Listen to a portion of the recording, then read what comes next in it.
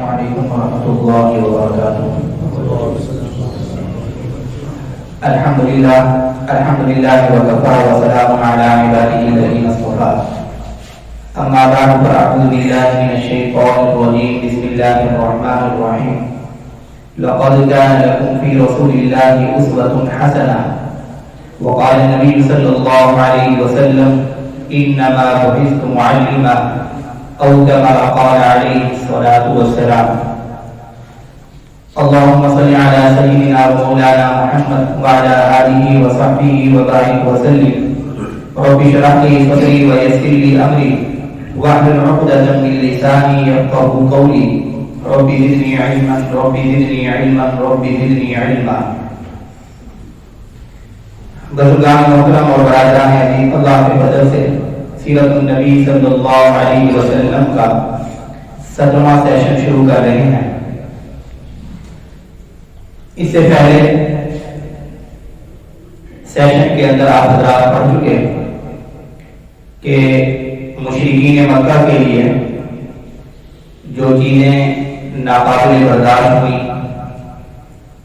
اب تک کے حالات میں، ان میں حضرت عمر رضی اللہ عنہ اور حضرت حمزہ کا اسلام لانا، اور حبشہ کے اندر جو مسلمان ہجرت کر کے گئے تھے اور مشرکین واپسی کا مطالبہ لے کر گئے تھے، بے نیل و نرام اور مربوط ہو کر واپس ہوئے مشرک، اور بادشاہ نجاشی نے مسلمانوں کا وہاں بڑا اکرام کیا، احترام کیا۔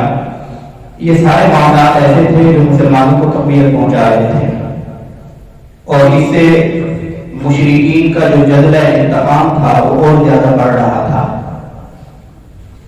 چنانچہ اس صورتحال کے بعد اب تمام تر مشرکین نے متفقہ طور پر ایک فیصلہ کیا، سر جوڑ کر بیٹھے کہ اب کیا ہونا چاہیے، دعوت اسلام کو کیسے ختم کریں۔ اگر یہ دعوت پھیل گئی تو پھر ہمارا تو کوئی وجود نہیں رہے گا، کوئی تشخص نہیں رہے گا، یہ تو اسلام کی دعوت نہیں ہے، ہم سردار مشہور ہیں، یہ اس قبیلے کا سردار، یہ اس قبیلے کا سردار۔ جب دعوت پھیل گئی ہمیں کون سردار مانے گا؟ تو انہوں نے ایک ہی فیصلہ کیا، نعوذ باللہ، کہ اب ایک ہی حل ہے اس کا، حتمی فیصلہ اور فائنل سولوشن جسے آپ کہیں، وہ یہ کہ نعوذ باللہ محمد رسول اللہ صلی اللہ علیہ وسلم کو قتل کر دیا جائے۔ یہ انہوں نے بیٹھ کر متفقہ طور پہ فیصلہ کیا۔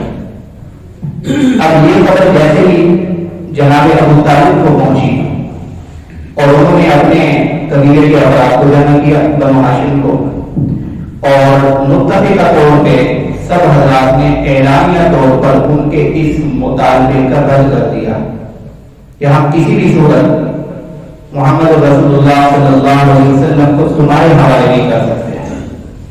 چنانچہ جب ان کی طرف سے یہ رد عمل آیا اور آپ علیہ السلام کے خاندان کے جتنے افراد تھے، چاہے مسلمان تھے یا غیر مسلم تھے، بنو ہاشم جتنے بھی تھے، سب نے اعلانیہ طور پر یہی اسی رد عمل کا اظہار کیا کہ ہم کسی بھی صورت اپنے اس فرض کو آپ کے حوالے نہیں کر سکتے، اور ہم ہر ممکن کوشش کریں گے کی حفاظت کے لیے۔ چنانچہ اس کے بعد فیصلہ یہ ہوا کہ ان کے ساتھ ہر قسم کا بائیکاٹ کیا جائے۔ سیرت کی کتابوں کے اندر آپ پڑھیں گے مقاطعہ بنی ہاشم کے نام سے، کہ بنی ہاشم کے ساتھ مقاطعہ کر دیا انہوں نے، مقاطعہ جس کو کہتے ہیں بائیکاٹ، اور اس کے لیے ایک تحریر لکھی انہوں نے، اور اس تحریر کے اندر یہ ساری تفصیل تھی کہ بنو ہاشم اور جتنے بھی اہل ایمان ہیں جو اصحاب محمد ہیں، رسول اللہ صلی اللہ علیہ وسلم پر ایمان لا چکے ہیں، کسی کے ساتھ شادی بیاہ کے لیے اجازت نہیں باہر کے قبائل کو، یعنی بنو ہاشم کے ساتھ کوئی بندہ شادی بیاہ نہیں کر سکتا، اس خاندان کے ساتھ کوئی رشتہ نہیں کر سکتا، ان کی خوشی غمی کے اندر شریک ہونے کی کسی کو اجازت نہیں، ان کے ساتھ دعا کرام اور ملاقات کی کسی کو اجازت نہیں، اور ان کے ساتھ خرید و فروخت اور معاملات کرنے کی کسی کو بھی اجازت نہیں۔ یعنی آپ کہیں کہ سماجی اور معاشی ہر حوالے سے مکمل طور پر بائیکاٹ کر دیا گیا۔ اور یہ تحریر لکھی منصور بن اکرمہ نے، لکھنے والا ملقب تھا، اس کا نام تھا منصور بن اکرمہ۔ اللہ کی طرف سے عبرت کا نشان وہ ایسے بنا کہ جیسے ہی اس نے تحریر لکھی لکھنے کے بعد اللہ کی طرف سے اس کی ہاتھ کی انگلیاں ساری کی ساری شل ہو گئی، لیکن اس کے باوجود جن کے دل پتھر نہ چکے ہوتے ہیں اور پتھروں سے بھی زیادہ سخت ہو چکے ہوتے ہیں تو وہ بھی ہدایت کی طرف نہیں آتے، وہ اپنے اس عہد کے اوپر برقرار رہے اور انہوں نے جا کر یہ عہد نامہ جسے صحیفہ ظالمہ بھی کہا جاتا ہے، جس کے اندر سر سے پاؤں تک ظلم ہی ظلم تھا، یہ جا کر بیت اللہ کے اندر آویزاں کر دیا۔ اس وقت ان کا عام طور پر یہی رواج کا طریقہ تھا کہ جب بھی کوئی عہد نامہ لکھتے تھے، معاہدہ یا کوئی ایگریمنٹ ہوتا تھا، وہ جا کر بیت اللہ کے اندر لٹکا دیتے تھے۔ ایک تو مقصد یہ ہوتا تھا کہ یہ عہد نامہ بڑا اہمیت کا حامل ہے، اور دوسرا مقصد یہ ہوتا تھا کہ اس کو بیت اللہ کے اندر لٹکا دیا ہے تو بیت اللہ کا تقدس شریف کے اندر تھا، چاہے وہ مسلمان تھا یا کافر تھا، اس تقدس کو سامنے رکھ کر وہ عہد کو پامال نہیں کرے گا، یہ جا کے لٹکا دیا۔ جناب ابو طالب رسول اللہ صلی اللہ علیہ وسلم کو لے کے اور اپنے خاندان کو لے کر مناسب یہ سمجھا کہ ہم شہر ابی طالب کے اندر جا کر شفٹ ہو جائیں، منتقل ہو جائیں۔ شہر کہتے ہیں گھاٹی کو، دو پہاڑوں کے درمیان جو ایک کھائی سی ہوتی ہے، ایک ایسی جگہ ہوتی ہے، اس کو گھاٹی اس کو بولتے ہیں، اس کو عربی کے اندر شہر کہا جاتا ہے۔ یہ دراصل تو شہر بنی ہاشم کے نام سے پہلے اس کو یاد کیا جاتا تھا، کیونکہ بنو ہاشم کی سرداری اس وقت جناب ابو طالب کے پاس تھی، اس لیے اس کو شہر ابی طالب کہا جاتا ہے۔ یہ پورا خاندان وہاں جا کر منتقل ہو گیا اور ان کے اندر آپ السلام کا ساتھ دینے والے مسلمان بھی تھے، اور مسلمان کو اس وجہ سے ساتھ دے رہے تھے کہ وہ مومن تھے، حضور پر ایمان لا چکے تھے۔ اس خاندان کے کافی حضرات بھی سارے کے سارے آپ السلام کا ساتھ دے رہے تھے، خاندانی غیرت و حمیت کی بنیاد پر، سوائے بدبخت ابو لہب کے، وہ آپ السلام کا سچا چچا تھا ابو لہب، اور میں پہلے عرض کر چکا ہوں کہ ابو جہل آپ السلام کا چچا نہیں، وہ تو اس کا قبیلہ ہی الگ ہے۔ ابو لہب علیہ السلام کا سچا چچا، جس نے ولادت رسول کے وقت اپنی خوشی کے اندر اپنی لونڈی حضرت صفیہ کو آزاد کر دیا تھا، اور بیعت نبوت کے وقت سب سے پہلے کنکر مارنے والا یہی بدبخت ابو لہب تھا، جس وقت آپ علیہ السلام نے نبوت کا اعلان کروایا تھا۔ تو بہرحال سوائے ابو لہب کے سارا یہ خاندان یہ شہر ابی طالب میں رہا، اور اس کے ساتھ خاندان کے علاوہ افراد بھی تھے اہل ایمان میں سے جو اس کے اندر محفوظ رہے۔ اگر کہ جو صحابہ اس خاندان سے ہٹ کے تھے ان کے لیے لازمی تھا کہ وہ شہر ابی طالب میں رہیں، اپنے اپنے گھروں کے اندر محفوظ تھے، لیکن ان کا یہاں آنا جانا رہتا تھا شہر ابی طالب کے اندر۔ اور یہ جو باروکار رہا 2 دن 5 دن 1 ہفتہ 1 مہینہ 2 مہینے 6 مہینے نہیں، تقریباً 3 سال تک سماجی اور معاشرتی طور پر مکمل باروکار کیا گیا، 3 سال تک۔ اس دوران ان کے اوپر کیا مشقتیں اور کیا تکلیفیں آئی ہوں گی، کیا تکلیفیں آئی ہوں گی، یہ ہم اس کا اندازہ ہمارے لیے پوری طرح لگانا بھی مشکل ہے۔ اس وقت کے حالات کیا تھے، اس وقت اسباب کی وجہ بھی قلت، اور پھر ایک گھاٹی کے اندر زندگی گزارنا، اور پھر اس کے اندر کسی کو اجازت نہیں کہ کوئی ان کی خوشی اور غمی کے اندر شریک ہو، کوئی ان کے ساتھ مالی معاملات کرے، کوئی ان کو غلط پہنچائے۔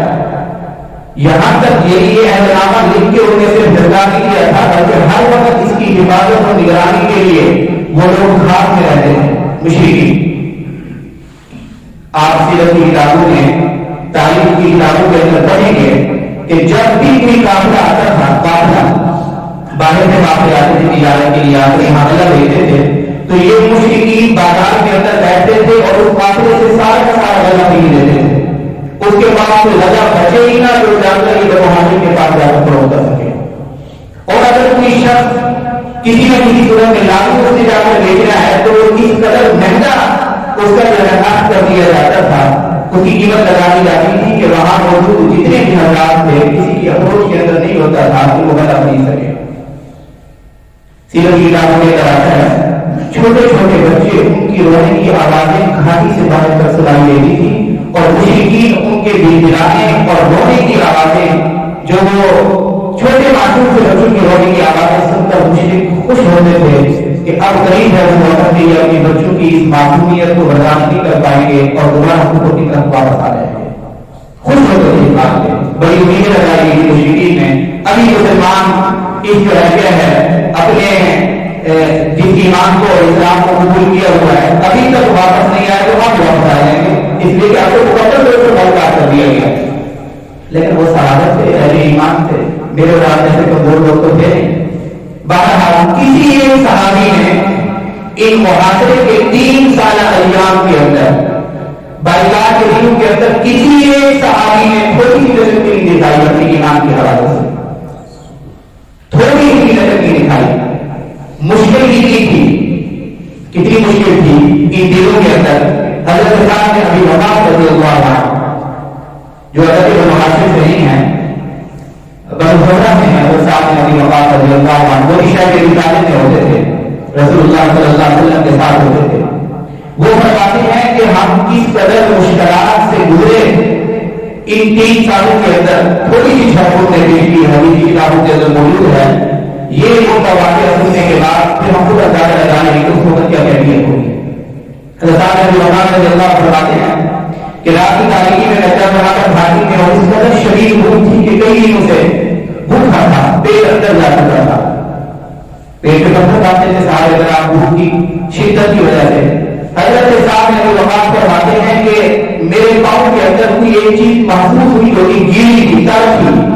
میں نے وہ اٹھا کے اپنے منہ میں رکھ لی اور اس کو نگل لیا. آج تک مجھے معلوم نہیں کہ وہ کیا چیز تھی، لیکن بھوک کی شدت اس قدر تھی کہ میں نے اس قدر بھی محسوس نہیں کیا کہ میں اس چیز کو دیکھ کروں کہ میں کیا اس کی تحقیق کو کروں. اس قدر شدت تھی بھوک سے کہ میں محروم رہا ہو چکا تھا. میں نے اپنے منہ کے اندر رکھی وہ چیز اور وہ نکل گیا. آج تک مجھے معلوم نہیں کہ وہ چیز میں نے کی ہو جاتی. اسی طرح سے صاحب نبی وفات رضی اللہ تعالیٰ فرماتے ہیں کہ ایک مرتبہ میں گھاٹی میں جا رہا تھا، رات کو شدید بھوک تھی اور میں نے دیکھا کہ اونٹ کی ایک کھال پڑی ہے، خشک سوکھی کھال. اسے میں لے کے آیا اور اسے میں نے دھویا. دھونے کے بعد صاف کرنے کے بعد اسے جلایا، چلا کے پھر اسے کوٹا، کوٹ کے اس کا ایک ثبوت بنا دیا، پھٹی رہتے ہو گیا ثبوت. اس کے بعد میں نے پانی کے اندر ڈال کے وہ اونٹ کی خشک کھال کو بنا ہوا ثبوت میں پی لیا. 3 دن تک میں اسی پر گزار کرتا رہا. یہ تو صرف صاحب نبی وفات رضی اللہ عنہ کی ہدایت ہے. چھوٹے چھوٹے معصوم بچے آپ کو اندازہ لگائیے ہمارے گھر کے اندر بچوں کی ضروریات کتنی ہوتی ہیں. ہمارے گھر کے اندر بچے کو اگر 1 گھنٹہ دودھ نہ ملے اور 1 گھنٹہ رو رہا ہو، 1 گھنٹہ یا آدھا گھنٹہ دودھ ملنے پہ کافی ہو جائے، ماں سے برداشت نہیں ہوتا، باپ سے برداشت نہیں ہوتا، گھر کے کسی فرد سے برداشت نہیں ہوتا. 3 سال تک بچے اسی اتار چڑھاؤ میں رہے. صحابہ کہتے ہیں کہ ہم کیکر کے خوش کرتے کھاتے رہے. مختلف قسم کی جو چیزیں ہیں، خوش چیزیں ہیں، وہ ہم اگال کے سکوت بنا کے ان کا استعمال کرتے رہے. ہمارے پاس کوئی بڑا بوجھ نہیں ہوتا تھا. 3 سال تک یہی کیفیت رہی. 3 سال تک بچے پیدا نہیں ہوتے تھے. اب بات بھی ہوتی تھی. آپ کو بتا لگائیے انسان کے ساتھ کتنے حوالے کوئی آتے ہیں، کتنی ایمرجنسیاں ہوتی ہیں. ظاہر وہاں بات بھی ہوتی ہوگی. 3 سال کے اندر ایسا نہیں ہوگا کہ کوئی بچہ ہوتے نہیں ہوا ہوگا. اب بات بھی ہوتی ہوگی، بچے پیدا بھی ہوتے ہوں گے. مکمل طور پہ بڑی بات ہے. کسی حکیم کے پاس نہیں جا سکتے، کسی قسم کی خریداری نہیں کر سکتے، کوئی ان کی خوشی غمی کے اندر شریک نہیں ہو سکتا، کوئی ان کی معاملت نہیں کر سکتا. اسی گھاٹی کے اندر محفوظ ہو کر بند ہو کر بچوں کی ولادت بھی ہو رہی ہے، بچوں کی افواہ ہو رہی ہے، بچوں کی افواہ ہو رہی ہے. اسی بے بسی کے عالم میں 3 سال رسول اللہ صلی اللہ علیہ وسلم ان کا خاندان گزار رہا ہے. ابھی قریب کے اندر جو نام روڈ کی کیفیت ہوئی، تھوڑا سا ہم کا تعلق کریں ہمیں سمجھ میں آ جائے گا کہ 3 سال شہر ابی طالب کے اندر، لاک ڈاؤن کے اندر رسول اللہ صلی اللہ علیہ وسلم اور ان کے خاندان نے اور سارے محمد نے گزارا. ہمارے لیے جو لاک ڈاؤن تھا وہ تو برائے نام تھا. ہمیں کسی چیز کی خرید و فروخت ہمارے اوپر پابندی نہیں لگائی گئی تھی. لوگوں کو ہمارے ساتھ ہمدردی کے لیے روکا نہیں گیا تھا، ہماری مدد اور معاونت کے لیے روکا نہیں گیا تھا. اس لاک ڈاؤن کے دنوں کے اندر دکانیں کھلی نہیں، مدد کے کام مدد کے لیے ہر چیز ہم نے خریدی. اتنا ہی کر دیا گیا ہے کہ آپ 6 فٹ کے فاصلے کے 3 فٹ کے فاصلے پہ کھڑے ہیں. باقی ہمارا سارا معمولات زندگی چلتا رہا. لیکن وہ 3 سال یا 2 سال کا جو عرصہ ہمارا یہ گزرا تو ہم ایسے ہم سمجھ رہے ہیں کہ شاید یہ مصیبت کسی پہ نہیں آئی ہوگی. اور ان لاکھ کے ایام کے اندر کورونا وائرس کے دنوں کے اندر کتنے لوگوں کا ایمان متزلزل ہوا، کتنے لوگوں کا ایمان متزلزل ہوا. میں شخصی طور پر ایسے افراد کو بھی جانتا ہوں کہ جو کورونا کے دنوں سے مسجد سے ہٹے تھے، مسجد کے ریگولر نمازی تھے، آج ان تک مسجد میں آنا نصیب نہیں ہوا، آج تک نہیں آئے. آج میں سے کچھ ہی نہیں آئے کہ ہمارے خاندان کے اندر بہت سارے افراد کا یہ معاملہ ہو گیا تھا. تو پھر کس نے کہا ہے کہ اگر ان کا یہ معاملہ ہو گیا تو آپ مسجد میں نہ آئے؟ بازار میں جاتے ہیں، شادی بیاہ میں جاتے ہیں، ہر معاملے میں آپ کو جاتے ہیں، مسجد میں آج تک بھی نہیں آئے. شخصی طور پر میں جانتا ہوں، یہاں کے لوگوں کو جانتا ہوں، چند افراد ایسے بھی. کتنے لوگ ایسے ہوئے، کتنے لوگ ان دنوں کے اندر مسجد کے اوپر جنہوں نے دھوکیاں کسی اور ہمارے کرام کے اوپر دھوکیاں کسی اور مسجد کے اس معاملے کے اوپر سوالات اٹھائے کہ مسجد کے اندر فاصلہ کیوں نہیں ہے، 6 فٹ کا فاصلہ حکومت نے بتایا ہے کہ آپ کو مشکل سے 2 فٹ کا فاصلہ ہے. کتنا شور بچایا گیا، کتنا شور بچایا گیا، لیکن ہمارے امام یقین کو اس وقت کیا عالم تھا. یہ الگ بحث ہے کہ کورونا کے دنوں کے اندر جو کچھ بتایا گیا، جو ریسرچ آئی تھی، جو تحقیق آئی تھی، اس تحقیق کا معیار کیا تھا، یہ ایک الگ بحث ہے. بڑے مضبوط ذرائع سے ہمیں معلوم ہوا کہ شیخ الاسلام مفتی محمد تقی عثمانی صاحب دامت برکاتہ العالیہ نے بتایا کہ ڈاکٹر کی جو ٹیم آئی تھی، جنہوں نے آ کر سنی سنائی باتیں ہمیں بتایا کہ کورونا کے اندر پھیلنے والا یہ وائرس ہے جو کہ متعدی ہوتا ہے، سنی سنائی باتیں. پھر بعد میں انہیں ڈاکٹر حضرات نے جو اس ٹیم کے اندر شامل تھے، انہیں نے آ کر مفتی تقی عثمانی صاحب کو بتایا کہ ہمیں جو نتیجہ دیا تھا وہ بہت ساری پھیلنے والی چیز تھی، متعدی چیز تھی. یہ مفتی تقی عثمانی صاحب دعوت برکاتہ آگے کی بات بتا رہا ہوں جن کے کہنے پہ ہم لوگ نے یہ بات کی ہے. لیکن آج کا نتیجہ یہ ہے نعوذ باللہ کہ یہ جو سائنسدان ہے یہ بڑی جدید کا پیغمبر بن چکا ہے. سائنسدان بڑے جدید کا بن چکا ہے، پیغمبر بن چکا ہے. کیا مطلب اس بات کا؟ یعنی جس طرح پیغمبر کی بات کو آنکھیں بند کر کے تسلیم کرنا ہے، سمجھ میں آئی رہا ہے، پیغمبر کی بات کو چیلنج نہیں کیا جا سکتا. دور جدید کے اندر آج سائنسدانوں کی بات کو ہم چیلنج کرنے کی پوزیشن میں نہیں، پوچھنے کے لیے ہمارے پاس ہمت نہیں کہ آپ کی جو تحقیق پیش کر رہے ہیں کس بنیاد پہ کر رہے ہیں، کیا دلیل ہے آپ کے پاس؟ جو کچھ سائنسدان کہتے ہیں آنکھیں بند کر کے تسلیم کر لیتے ہیں. اللہ اور اس کے رسول کی بات پہ اتنا یقین نہیں. نعوذ باللہ دور جدید کے اندر اتنا یقین گزر آپ کو سائنسدان کی بات پہ ہے. یہ بھی ہماری بات نہیں کر رہا، یہ میں آپ کی آمد کی دنیا کی بات کر رہا ہوں. شریعت کے معاملات کے اندر، شریعت کے احکامات کے اوپر آج بھی ایسے بدبخت لوگ ہیں جو سوالات اٹھاتے ہیں. ہمیں نہیں سمجھ میں آ رہا کہ سود کیوں حرام ہے، یہ مسلمان کہتے ہیں. ہمیں نہیں سمجھ میں آ رہا میراث کے اندر بیٹے کو بیٹی کا سونا کیوں دیا جاتا ہے. ہمیں یہ بات ہمارے لیے ناقابل فہم ہے، ناقابل فہم ہے کہ مرد کو 4 شادی کی اجازت دی جائے اور عورت کے چاہیے ایک وقت میں 1 شادی کرے. یہ بات ہمارے لیے ناقابل فہم ہے کہ طلاق کا اختیار مرد کے پاس کیوں ہے، عورت کے پاس کیوں نہیں. یہ جملے آج کا مسلمان کہتا ہے. آج کا مسلمان جو سائنس کی ہر ایلی ویلی تحقیق کو اور ریسرچ کو، اس ریسرچ کو 30 سال بعد، 10 سال بعد، 20 سال بعد، 40 سال بعد آنے والا نیا سائنسدان اس کو رد کر دیتا ہے کہ پچھلا بات ہوا رکھتا یہ ہے. اس سے ہم ایمان تسلیم کرتے ہیں، آنکھیں بند کر کے تسلیم کرتے ہیں. اسلامی احکامات سے آج بھی سوالات اٹھائے جاتے ہیں. کفر کی طرف سے میں بات نہیں کر رہا، مسلمانوں کی طرف سے سوالات اٹھائے جاتے ہیں. ایسا رکھنا مسلمان کی ارادہ بات بند رکھیے. حکم وہ ہوتا ہے، حکم جس کے اندر چون چنا کی گنجائش نہ ہو. سود کیوں حرام ہے؟ اس لیے کہ اللہ کا حکم ہے، اس پہ مزید کی دلیل کرنے کی ضرورت ہی نہیں. زنا کیوں حرام ہے؟ اس لیے کہ اللہ کا حکم ہے. رشوت کیوں حرام ہے؟ اس لیے کہ اللہ کا حکم ہے. مسلمان کا مزاج یہ ہونا چاہیے، اس لیے کہ اللہ کا حکم ہے. حکم سے کوئی دلیل نہیں، پر حکم ہے. حضرت صدیق اکبر رضی اللہ تعالیٰ عنہ نے رمضان نے کہا تھا کہ تمہارے ساتھی نے دعویٰ کیا ہے کہ میں راتوں رات زمین سے بیت المقدس کی آگے بیت المقدس سے 7 آسمانوں کو فراز کر کے میں جنت جہنم کے مناظر دیکھ کے یہ بات اثر میں آتی ہے؟ تو حضرت صدیق اکبر نے کیا جواب دیا تھا؟ حالانکہ ابھی حضرت صدیق اکبر کی رسول اللہ صلی اللہ علیہ وسلم سے ملاقات نہیں ہوئی جس طرح حضور معراج کر کے آئے ہیں. سنا حضرت صدیق اکبر اپنے گھر سے آ رہے ہیں, ابھی حضور سے ملے نہیں. ابو جہل نے حضرت صدیق اکبر کے ایمان پہ حملہ کرنے کے لیے کسی طرح یہ انکار کر دے گی, ممکن نہیں تاکہ اس کا ایمان جاتا ہے.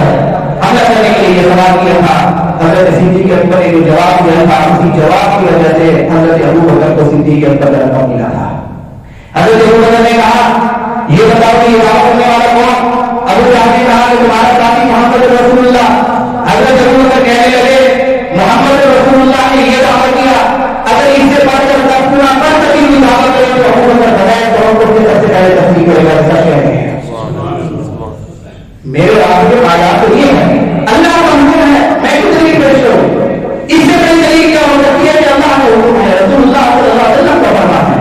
اس لیے ہم ایسے لوگوں کی باتوں سے بالکل معلوم نہیں ہوتے. آپ ہی معلوم ہے یہ جو دانشور آ کے رہتے ہیں اور پھر لاجک اور فلسفہ اس کی بنیاد پہ ساری کو شروع کرتے ہیں. مسلمان کا ذاتی نگاہ شرعی معاملات کے اندر پہلے درجے کے اندر نہ لاجک ہے نہ فلسفہ ہے, پہلے درجے کے اندر یہی ہے کہ یہ اللہ کا حکم ہے. یہ مسلمان کا ذاتی نگاہ ہے. ہم اسی لیے شروع کو حرام کر سمجھتے ہیں کہ اللہ کا حکم ہے, اس کی عقلی مواہب سے نہیں پڑھتے. اصل کو پیدا کرنے والا اللہ ہے. اگر اللہ کی مخلوق ہے کہ مخلوق خالق کے خلاف کیسے فیصلہ کر سکتی ہے؟ بہرحال کیا بات کر رہی تھی, کہاں سے ہم شہر ابی طالب کے اندر میں آپ کا کہا تھا کہ شہر ابی طالب کے اندر مسلمانوں پر 3 سال تکلیفیں آئی. ان تکلیفوں کی ایک ادنا کی جھلک ہمیں لاک ڈاؤن کے اندر, وہ اس کا کوئی 1000واں حصہ نہیں ہو سکتی. لاک ڈاؤن کے اندر ہمیں دیکھنے ملی ہمارے ایمان کو تجزیہ ہو گئے, بڑے بڑے دیندار پھسل گئے, تکلیف ہو گئے, نہیں دیکھا کہ قرآن کی رہنمائی کیا ہے, رسول اللہ صلی اللہ علیہ وسلم کی رہنمائی کیا ہے. ایسے مواقع میں جب آفات آئے تو کیا کرنا چاہیے؟ اس رجوع کو چھوڑ کے, رجوع اللہ کو, توبہ استغفار کو چھوڑ کے لوگ تکلیف سے چھٹی کر کے چلے گئے. نہیں, مسجد کے اندر توڑنا چلتا ہے. میں بار بار سے سوال کرتا ہوں کہ ایسا کیس ہو تو میرے سامنے بھی آ جائے. مسجد کے اندر جتنے افراد ریگولر نماز پڑھنے آتے رہے کورونا کے دنوں کے اندر, کوئی ایک شخص بتا دے کہ میں مسجد میں نماز پڑھتا رہا اسی وجہ سے مجھے کورونا ہو گیا. کوئی ایک شخص بتا دے. میرے خیال میں تو جو لوگ ریگولر آتے رہے شروع سے آخر تک آتے رہے الحمدللہ سب ٹھیک ہے, اللہ کا شکر ہے. کچھ ہی اپنے یقین کے ہوتے ہیں, جس طرح کا ہم یقین رکھتے ہیں اسی طرح کے معاملات ہوتے ہیں. اس کا پتہ یہ مطلب نہیں کہ جو مسجد میں آ رہا ہے اس کو کورونا نہیں ہو سکتا, کوئی بیماری نہیں ہو سکتی. لیکن میں یہ یاد کر رہا ہوں جو لوگ مسجد سے جتنا دور ہوئے, جتنا اس رحم کی گہرائی کے اندر کھائی کے اندر گئے, شکوک و شبہات کی کھائی کے اندر گئے, یہی ہو گیا معاملہ. پچھلے جو ایک آگے دن ہے بڑے انجینئر بھی ہے, وہ بتا رہے تھے کہ کورونا کے دنوں کے اندر مجھے چھٹی ہو گئی جہاں میں پڑھاتا تھا, تو میں بھی تبلیغ کے کام کے اندر چلا گیا. کہتے ہیں کہ میرے ساتھ خصوصاً میرے گھر والوں کے نام سے بند کر دیا اور کہا ہے کہ یہ ہے تبلیغ میں نکلا ہے اور وہاں جا کے لوگوں کے ساتھ اٹھے گا بیٹھے گا, اس کو کورونا ہو جائے گا اور کورونا کے ساتھ گھر میں آئے گا اور تم سب بھی مر جاؤ گے. وہ فرما رہے تھے الحمدللہ میرے گھر والوں میں سے کسی ایک کو نہیں ہوا, 7 اور 3 مرتبہ ہو چکا کورونا. اب یہ سب ان کا بات لگا ہوا نہیں ہوگا تھا. کچھ چیزیں ہمارے لیے سوچنے کی جو ہوتی ہے ہم کو اس دائرے کی بات سے دیکھنا چاہیے, صرف اثر منتقل نہیں کرنی چاہیے. اس لیے حضرات صحابہ کرام اور اہل ایمان 3 سال تک شہر ابی طالب میں رہے, استقامت کے ساتھ, صبر کے ساتھ, صبر کے ساتھ رہے, یعنی ایمان پر ڈٹے رہے. ایمان پر ڈٹنا جو صبر ہے, ہمارے یہاں صرف اس کو کہا جاتا ہے کہ بیماری کے اندر شیخ ہوا نہ کرتا, غربت کے اندر شیخ ہوا نہ کرتا. صبر کا اعلیٰ معیار, سب سے بڑا درجہ صبر کا یہ ہے کہ انسان اپنے ایمان پر ثابت کر رہے. تمام صحابہ 3 سال کے عرصے کے اندر اپنے ایمان پر ثابت کر رہے ہیں. پھر اللہ کی طرف سے کرنا ایسا ہوا کہ انہیں کافروں میں سے کچھ لوگ ایسے تھے جو فکر کر ہمدرد تھے. ان سے یہ برداشت نہیں ہو رہا تھا کہ مسلمانوں کے بچوں کے رونے کی آواز, ہم کھائیں گے ہمارے گھروں میں روزانہ بچے پکے, ہمارے گھروں میں روزانہ گوشت پکے, اور وہ چاہے سوکھے پتے کھائیں. کچھ جو کافر تھے وہ آپس میں لیے ملاقات ہوئی ان کی. پہلے کرنے والے یہ کہتے ہیں ہشام بن عمر, یہ گئے زہیر کے پاس. زہیر ہے یا زہیر ہے؟ زہیر بھی ابئی ہے. یہ ان کے پاس گئے کہ مجھے سمجھ میں نہیں آ رہا کہ ہم سارے کے سارے کھانے پیے اور ہمارے گھروں کے اندر خوشیاں ہوں گی کہ چاہے ہمارے جو مسلمان بھائی ہیں اس تکلیف کے اندر رہیں, اس صدمے کے اندر رہیں, ان کے ساتھ بالکل مقابلہ کہ ہمیں شرم نہیں آتی. اگر ابو جہل کے خاندان والے اسی طرح کی تکلیف میں جاتے کہ وہ برداشت کرتا تو زہیر نے کہا کہ ہم تو اکیلے کیا کر سکتے ہیں, اس مقابلے کو اور اس بنوار کو کیسے ختم کر سکتے ہیں. تو انہوں نے کہا کہ ایک وفد تیار کر لیتے ہیں. یہی شام کے لیے مطعم بن عدی کے پاس, مطعم بن عدی کے پاس میں اور جا کر یہ معاملہ رکھا. انہوں نے کہا بات تو آپ کی ٹھیک ہے لیکن ہم ٹھیک کیا کر سکتے ہیں, ایک دو اور ساتھی ہونے چاہیے. ہشام اس کے پاس گئے ابو البختری کے پاس. یہ سردار بھائی قبیلے کا دل کا اچھا تھا. اس کے بعد سے عورتوں کو ہم نوا بنایا. پھر یہ ساری باتیں ابو البختری کے بعد یہ ہے زمان الاسلم کے پاس, ان کو بھی ہم نوا بنایا. یہ 5 افراد 5 کے پاس تو ہم نوا بن گئے کہ اب اس بیعت کو ختم ہونا چاہیے. اسی صورت میں ہمارے لیے قابل برداشت ہیں. آپ حیران ہوں گے کہ تین کے بارے میں تو میں نے تحقیق کی ہے. پہلے تین کے بارے میں ہشام, زہیر اور مطعم بن عدی, یہ تینوں کے تینوں ایمان لے آئے بعد میں. اس اپنی ہمدردی کی وجہ سے تینوں ایمان لے آئے. باقی لوگ بھی اپنے کیسے ایمان لائے والے مجھے نہیں.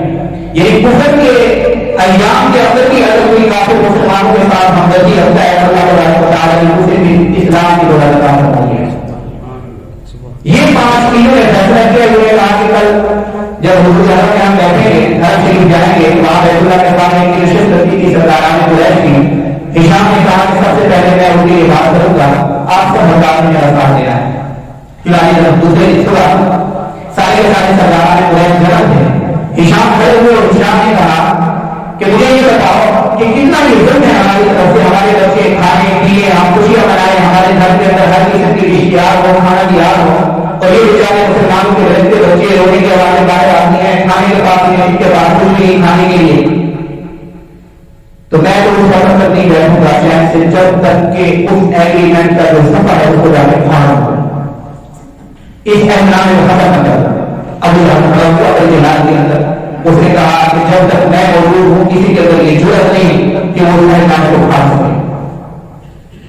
اب جیسے ہشام کھڑے ہوئے تھے ان کے گروپ کے 4 افراد بیٹھے تھے کہ دولت سے ہشام اور زہیر, مطعم بن عدی اور زمان الاسود, ابو البختری, یہ 5 افراد. اب ترتیب کے ساتھ کھڑے ہونے لگے. زہیر کھڑے ہوئے, زہیر نے کہا کہ ہشام ٹھیک کہہ رہے ہیں, بات تو سچ ہے. جب زہیر کھڑے ہوئے تو ساتھ مطعم بن عدی بھی کھڑے ہو گئے.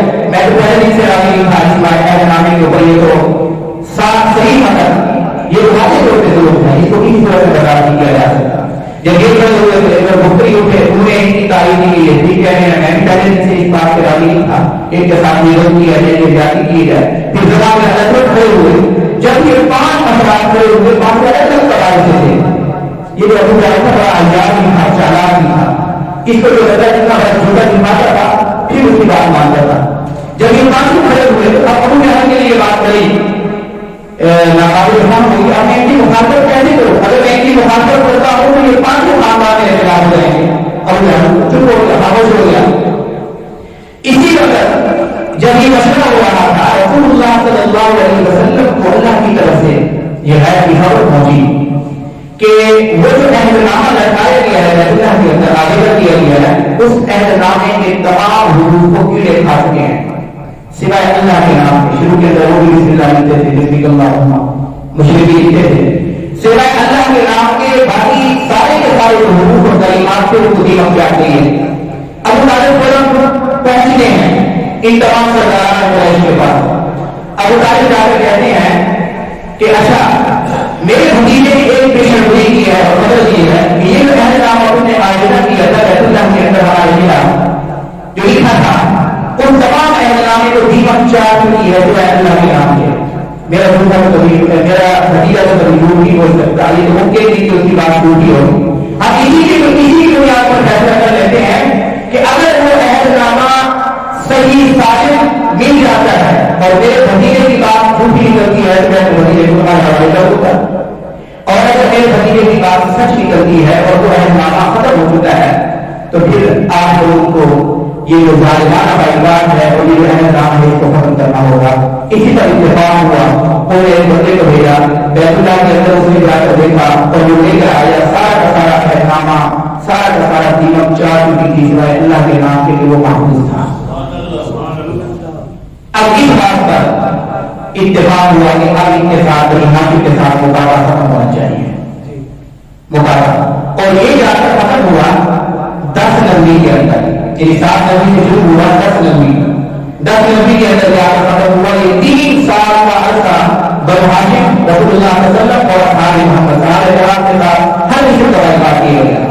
اس بائیکاٹ کے اندر میرے آپ کے سبب کیا ہے کہ ایمان کی حالت میں جس طرح آزمائشیں آتی ہیں, تکلیفیں آتی ہیں, ہمارے اوپر کچھ آ بھی نہیں, ان کے اندر ثابت قدم رہنا, استقامت دکھلانا, یہ آپ الصلوۃ والسلام اور حضرات صحابہ کرام کا کہ کیا تھا, مزاج تھا, سنت تھی, ثابت قدمی کا ہمیں سبق ملتا ہے. اچھا یہ جو 3 سال ہیں, 3 میں سے سن 8 نبوی کے اندر روم اور فارس کی, کیونکہ ہم اس سالوں کی ترتیب کے ساتھ چل رہے ہیں, ان کے اندر جو واقعات پیش ہیں ان کو بھی ہم پر بیان کر دیتے ہیں. سن 8 نبوی کے اندر نبوت کے 8ویں سال روم اور فارس کی جنگ ہوئی.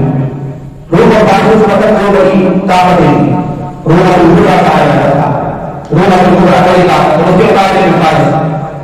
رومی جو کہ عیسائی کے اہل کتاب تھے اور جو فارسی تھے وہ مجوسی تھے. آج پر مسلمان رومی کو اپنا قریب سمجھتے تھے نسبت فارسی کے مقابلے میں, کیونکہ فارسی تو مشرک تھے, رومی عیسائی اہل کتاب تھے, ان کو نسبت اپنی قریب سمجھتے تھے.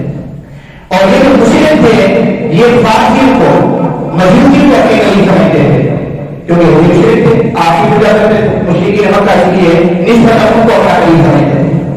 جب یہ آپس میں جنگ ہوئی سن 8 نبوی کے اندر تو اس وقت فارس نے روم کو شکست دی, فارس نے روم کو شکست دی. اب کیونکہ یہ دورانیہ چل رہا تھا, بائیکاٹ کا دورانیہ چل رہا تھا, جب مشرکین نے مکہ کو یہ خبر ملی کہ ہماری جو برادری ہے یا ہماری پارٹی جو ہمارے قریب ہے نسبت فارسیوں کی, انہوں نے رومی کے اوپر حملہ کر کے رومی کو مغلوب اور رومی کو شکست دے دی ہے, خوش ہوئے بڑے. اور یہ شاہجہاں بتانے لگے کہ جس طرح آج فارسیوں نے رومیوں کو ختم کر دیا ہے, ہر قریب اسی طرح ہم نے مسلمان کو ختم کر دیں گے. یہ شاہجہاں بتانے لگے. چنانچہ اسی وقت قرآن پاک کی آیات نازل ہوئی اور ان آیات کے اندر یہ پیشن گوئی دی گئی کہ آج تو یہ فارسی غالب آ گئے ہیں اور رومی مغلوب ہو گئے ہیں, لیکن تھوڑے ہی عرصے کے اندر یہ رومی غالب ہو جائیں گے. جب وہ شاہجہاں بتا رہے تھے مشرکین تو یہ آیات نازل ہوئی. جب یہ آیات مبارکہ رسول اللہ صلی اللہ علیہ وسلم کے صحابہ کو سنائی, صحابہ کے ذریعے مشرکین تک پہنچی تو سارے کے سارے کہنے لگے کہ ان کی حالت سمجھ میں نہیں آتی, یہ خود کچھ کرنے کے قابل نہیں ہے. آج ان کی حالت یہ ہے کہ شاید ابھی طالب کے اندر معصوم ہیں, بالکل بے بس ہو چکے ہیں, کمزور ہو چکے ہیں, اور یہ کہہ رہے ہیں کہ یہ خواب دیکھ رہے ہیں رومی کے بارے میں, یہ ممکن ہی نہیں ہے. چنانچہ یہ آپس میں بحث و مباحثہ شروع ہو گیا ابی بن خلف کے درمیان اور حضرت ابوبکر صدیق رضی اللہ تعالیٰ عنہ کے درمیان. حضرت صدیق اکبر رضی اللہ عنہ نے شرط لگا ابی بن خلف سے کہا کہ اگر رومی غالب آ جائے قرآن پاک کی اس آیت کی پیشن گوئی کی روشنی میں چند سالوں میں, پہلے تو رسول اللہ نے فرمایا کہ 5 سال میں غالب آ جائیں گے. پھر رسول اللہ صلی اللہ علیہ وسلم نے فرمایا کہ اللہ نے یہاں ایک لفظ استعمال کیا ہے بھیڑ الاسلام کی غلبت الروم فی ارض الارض وهم من بعد غلبهم سيغلبون فی دین الاسلام. یہ سورہ روم کی پہلی آیات ہے جن کے اندر یہ پیشن گوئی کی کہ ابھی تو رومی مغلوب ہو گئے ہیں, لیکن قریبی زمین کے اندر ان قریب رومی غالب ہو جائیں گے فی دین الاسلام چند سالوں میں. حضور علیہ السلام نے حضرت ابوبکر کو فرمایا کہ یہ جو بدعت کا جو لفظ ہے عدد ہے, کم سے کم 3 پہ بولا جاتا ہے, زیادہ سے زیادہ 9 پہ بولا جاتا ہے. اس کا مطلب ہے زیادہ سے زیادہ 9 سال کے اندر رومی غالب آ جائیں گے. پھر حضرت ابوبکر صدیق نے کہا تبلیغ کا جو نشان کے اندر ابی بن خلف کے ساتھ شرط لگائی کہ 9 سال کے اندر اندر دوبارہ رومی غالب آ جائیں گے.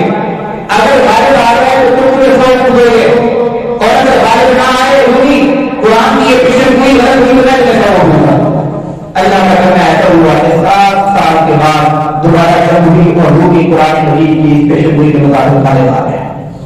اور یہ وہ وقت تھا سن 2 ہجری جس کے اندر غزوہ بدر ہو رہا تھا.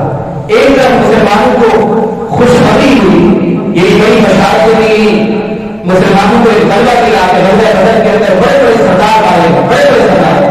ایک طرف یہ خوشی کی اور دوسری طرف مسلمانوں کو یہ خوشی کی خبر دی کہ قرآن کی پیشن گوئی کے مطابق دونوں کے درمیان دوبارہ جنگ ہوئی ہے اور دوسری بات کیا ہو گئی ہے، غالب ہو گئی ہیں. چنانچہ حضرت ابوبکر صدیق رضی اللہ عنہ کی شہادت جیت ہے.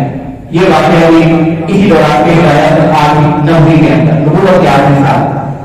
سن 9 کے اندر حضرت ابوبکر صدیق رضی اللہ عنہ نے حبشہ کی طرف ہجرت کا ارادہ کیا کیونکہ اس وقت یہ بہادر کا علاقہ شہر ابی طالب کا اور حضرت صدیق اکبر رضی اللہ تعالیٰ اس میں باقاعدہ طور پہ شہر ابی طالب نہیں تھے، حضور کے پاس ملاقات کے لیے جاتے تھے لیکن اپنے گھر میں معصوم تھے. اس دوران حضرت صدیق اکبر رضی اللہ عنہ نے آپ علیہ السلام سے اجازت مانگی حبشہ کی طرف ہجرت کرنے کی. پہلے بھی مسلمان وہاں نہیں ہوئے، ہجرت کر کے پیچھے گزر چکا ہے. 80 سے زیادہ مسلمان وہاں موجود ہیں. پہلی ہجرت بھی اور دوسری ہجرت بھی. آپ علیہ السلام نے اجازت دی. اجازت کے بعد حضرت ابوبکر صدیق رضی اللہ تعالیٰ مکہ سے روانہ ہوتے ہیں. حبشہ کی طرف ہجرت کا ارادہ ہے، اپنا سامان لے کر برف اور غبار کے علاقہ ہے وہاں تک جیسے پہنچے ہیں تو وہاں ایک سردار تھا قبیلہ قانوا، اس کا نام تھا ابن طغینہ. وہ حضرت ابوبکر کو جانتا تھا. اس نے پوچھا حضرت صدیق اکبر رضی اللہ عنہ سے کہ الہی کدھر کی طرف جاتا ہے؟ حضرت ابوبکر صدیق رضی اللہ عنہ بتانے لگے کہ مکہ کے لوگ تو مجھے زندہ چھوڑنے کے لیے تیار نہیں اور اسلام کے جو تقاضے ہیں وہ پورا کرنے کی پوزیشن میں نہیں ہوں. مکہ کے لوگ پورا نہیں کرنے دیتے، عبادت نہیں کرنے دیتے اعلانیہ طور پر. تو اس کے میرا ارادہ ہے کہ اللہ کی زمین وسیع ہے، نکل جاؤ جہاں آرام سے اللہ کی عبادت کو مبتدی ہو. ابن طغینہ حضرت کے کافی سردار تھا، سمجھدار تھا، اس کے دل کے اندر لگی تھی. اس نے کہا کہ ہم اگر تم تو ایسی شخصیت ہی نہیں ہو کہ جس کو نکالا جائے، تم تو ایسی شخصیت ہی نہیں ہو، تم تو مکہ کی ضرورت ہو.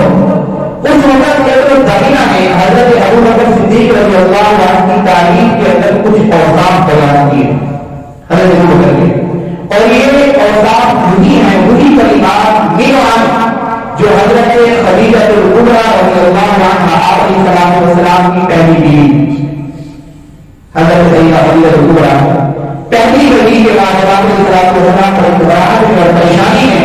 جب حضرت خدیجہ کے پاس آئے تھے اور آپ وہاں سبزی ہوگی گمی ہوگی مجھے چادر بنا دو، اس کے بعد کام رہے تھے میرے ساتھ پتہ نہیں کیا ہوگا. اس وقت حضرت خدیجہ رضی اللہ عنہا نے جو کلمات آپ علیہ السلام کی تعریف میں بیان کیے تھے، حضور کو حوصلہ دینے کے لیے، تسلی دینے کے لیے میرا یہی کلمات ابن طغینہ جو کہ کافی سردار تھا اس نے حضرت صدیق پر نشان بیان کیے. انک لتتلو البحر وتحمل الكل وتكسب المعدوم وتقري الضيف وتعين على كلامك الحق. اے ابوبکر تم تو ایسی شخصیت ہی نہیں ہو کہ جس کو نکالا جائے. کیوں؟ اس لیے کہ تم سب سے بڑے سماجی رہتا ہو، سماجی خادم حکومت کرنے والے. تم رشتوں کو جوڑنے والے ہو، توڑ پیدا کرنے والے نہیں بلکہ جوڑ پیدا کرنے والے. وتحمل الكل اور تم کمزوروں کا بوجھ اٹھانے والے ہو، کمزوروں کی مدد کرنے والے ہو.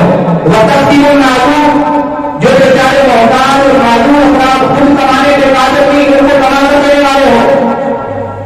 وتقري الضيف مہمان نوازی کرنے والے.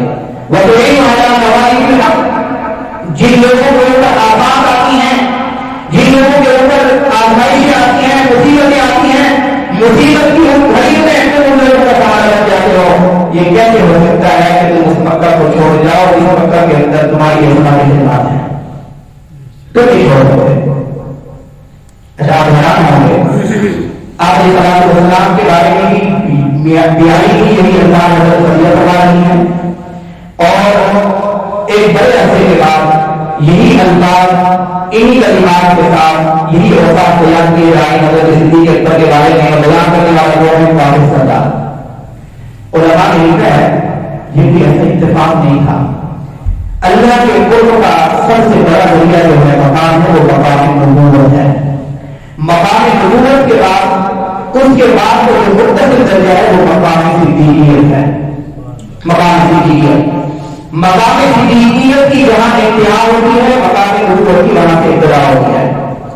اور حضرت صدیق اکبر رضی اللہ عنہ اس قدر رسول اللہ صلی اللہ علیہ وسلم کے ظاہر اور باطن کے مقتدر تھے، اس قدر مقتدر کہ آپ علیہ السلام کے تمام تر کمالات اپنی انتہا کے بعد حضرت صدیق اکبر رضی اللہ عنہ کی ذات مقدس کے اندر موجود ہو گئے تھے، منتقل ہو گئے تھے. اس لیے جو اوصاف حضرت اماں خدیجہ رضی اللہ عنہا آپ علیہ السلام کے بارے میں بیان فرما رہی ہیں، وہی عکس ابن طویلہ کامل آپ رسول اللہ صلی اللہ علیہ وسلم کی اسی بات کا حضرت صدیق اکبر کے اندر دیکھ رہا تھا اور بیان کر رہا تھا. چنانچہ اس نے کہا کہ تم اس طرح کرو، تم میرے ساتھ آ جاؤ، میں بنا دیتا ہوں. اگر کسی سرکار کی گزر نہیں ہوگی کہ میری طرح دینے کے بعد ہمارے ساتھ چھیڑ چھاڑ کر سکے. یہ اس وقت رواج تھا کہ کوئی بڑے سے بڑا دشمن کی ہوتا تھا اس علاقے کا، اگر اس کو علاقے کی کسی سردار نے قرار دے دیے تو پھر کوئی چھیڑ چھاڑ نہیں کرتا تھا. چنانچہ ابن طویلہ حضرت صدیق اکبر کو لے کر گیا اور جا کر سب کے سامنے کہا کہ تم ایسے وقت کو باہر کیوں بھیج رہے ہو، باہر جانے کے مجبور کیوں کر رہے ہو، جس کے اندر سیرہ اہمی بھی ہے جو غریبوں اور دیوانوں اور یتیموں کا سہارا ہے. ایسے وقت باہر نہیں جانا چاہیے، میں اس کو کی طرح میں رکھتا ہوں.